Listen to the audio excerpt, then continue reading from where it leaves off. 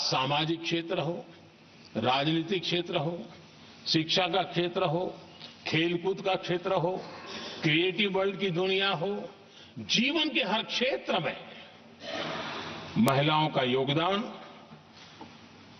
महिलाओं का प्रतिनिधित्व देश के लिए गौरव दिलाने वाला रहा है।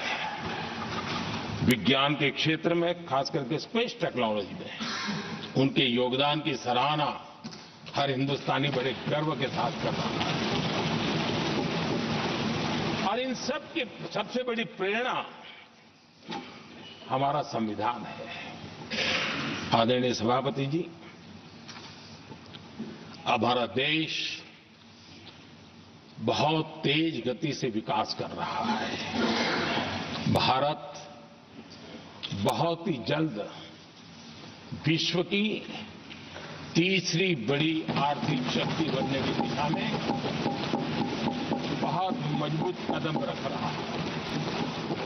और इतना ही नहीं, ये 140 करोड़ देशवासियों का संकल्प है कि जब हम आजादी की शताब्दी मनाएंगे, हम इस देश को विकसित भारत बना करके रहेंगे। ये हर भारतीय का संकल्प है, ये हर भारतीय का सपना है। लेकिन इस संकल्प से सिद्धि के लिए सबसे बड़ी आवश्यकता है, वो है भारत की एकता। हमारा संविधान भी भारत की एकता का आधार है। हमारे संविधान के निर्माण कार्य में इस देश के बड़े बड़े दिग्गज थे, स्वतंत्रता सेनानी थे, साहित्यकार थे, विवेचक थे, सामाजिक कार्यकर्ता थे, शिक्षाविद थे, कई फील्ड के प्रोफेशनल्स थे, मजदूर नेता थे, किसान नेता थे, समाज के हर वर्ग का प्रतिनिधित्व था और सबके सब भारत की एकता के प्रति बहुत ही संवेदनशील थे। जीवन के भिन्न भिन्न क्षेत्र से आए हुए, देश के अलग अलग भूभाग से आए हुए सभी लोग इस बात के प्रति सजग थे और बाबा साहब अंबेडकर जी ने चिताया था। मैं बाबा साहब का कोट पढ़ रहा हूं। बाबा साहब अंबेडकर ने कहा था, समस्या ये है कि देश में जो विविधता से भरा जनमानस है, उसे किस तरह एक मत किया जाए, कैसे देश के लोगों को एक दूसरे के साथ होकर निर्णय लेने के लिए प्रेरित किया जाए, जिससे कि देश में एकता की भावना स्थापित हो। आदरणीय सभापति जी, मुझे बड़े दुख के साथ कहना है कि आजादी के बाद एक तरफ संविधान निर्माताओं के दिल दिमाग में एकता थी, लेकिन आजादी के बाद विकृत मानसिकता के कारण या स्वार्थवश अगर सबसे बड़ा प्रहार हुआ तो देश की एकता के मूल भाव पर प्रहार हुआ। विविधता में एकता, ये भारत की विशेषता रही है। हम विविधता को सेलिब्रेट करते हैं और इस देश की प्रगति भी विविधता को सेलिब्रेट करने में है। लेकिन गुलामी की मानसिकता में पले बड़े लोगों ने,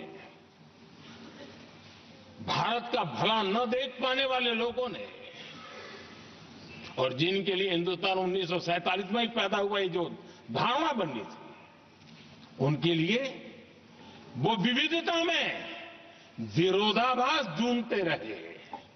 इतना ही नहीं, विविधता के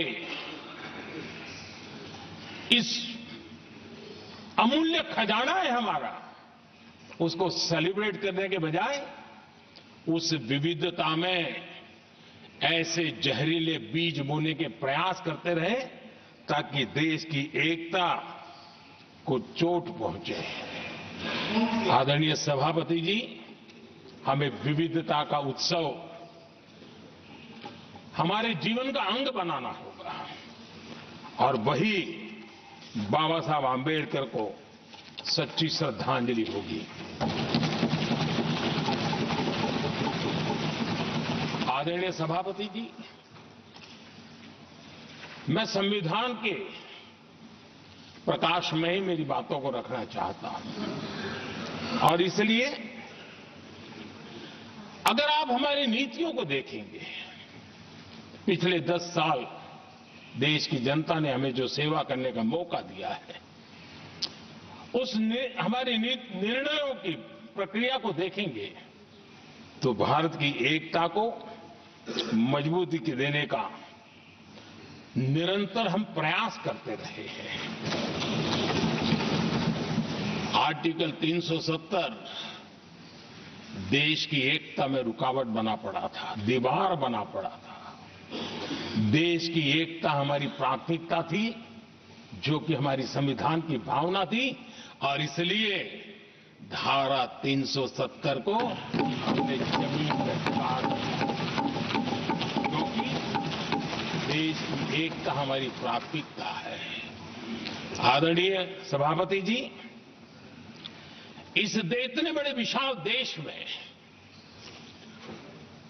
अगर आर्थिक रूप से हमें आगे बढ़ना है, हमारी व्यवस्थाओं को और विश्व को भी निवेश के लिए आना है, तो भारत में अनुकूल व्यवस्थाएं चाहिए और उसी में से हमारे देश में एक लंबे अरसे तक जीएसटी को लेकर के चर्चा चलती रही। मैं समझता हूं इकोनॉमिक यूनिटी के लिए जीएसटी ने बहुत बड़ी भूमिका अदा की है। उस समय पहले की सरकार का भी कुछ योगदान है। वर्तमान समय में हमको इसको आगे बढ़ाने का अवसर मिला और हमने इसको किया और वो भी वन नेशन वन टैक्स उस भूमिका को आगे बढ़ा रहा है। आदरणीय सभापति जी, हमारे देश में राशन कार्ड गरीब के लिए बहुत बड़ी मूल्यवान दस्तावेज रहा है, लेकिन गरीब अगर एक राज्य से दूसरे राज्य जाता था तो गरीब कुछ भी उसके प्राप्त करने का हकदार नहीं बनता था। इतना बड़ा देश पर उसका किसी भी कोने में जाए उसका उतना ही अधिकार है। एकता के उस भाव को मजबूत करने के लिए हमने one nation one ration card की बात को मजबूत की। आदरणीय सभापति जी, देश के गरीब को, देश के सामान्य नागरिक को अगर मुफ्त में इलाज मिले तो गरीबी से लड़ने की उसकी ताकत अनेक गुना बढ़ जाती है। लेकिन उसके लिए जहां वो काम करता है वहां पर तो मिल जाए, लेकिन किसी काम बस वो बाहर गया है और वहां पर वो जीवन और मृत्यु की लड़ाई लड़ता हो, ऐसे समय अगर उसको सुविधा नहीं मिलेगी तो व्यवस्था किस काम की।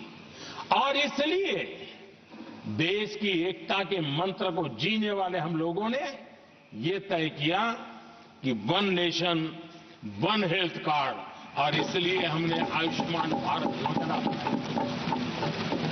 आज बिहार के दूर दराज क्षेत्र का व्यक्ति भी अगर पुणे में कुछ काम कर रहा है और अचानक बीमार हो गया तो उसके लिए आयुष्मान कार्ड होना बहुत इनफ है, उसकी सेवा मिल सकती है। आदरणीय सभापति जी, हम जानते हैं देश में कई बार ऐसा हुआ कि देश के एक हिस्से में बिजली थी लेकिन बिजली सप्लाई नहीं हो रही थी और उसके कारण दूसरे इलाके में अंधेरा था। और पिछली सरकार में हमने विश्व के अंदर भारत की बदनामी हेडलाइन से हुआ करती थी अंधेरे की, वो दिन हमने देखे हैं। और तब जाकर के एकता के मंत्र को लेकर के संविधान की भावना को जीने वाले हम लोगों ने वन नेशन वन ग्रिड को परिपूर्ण कर दिया और इसलिए आज बिजली के प्रवाह को निर्विरोध रूप से हिंदुस्तान के हर कोने में ले जाया जा सकता है।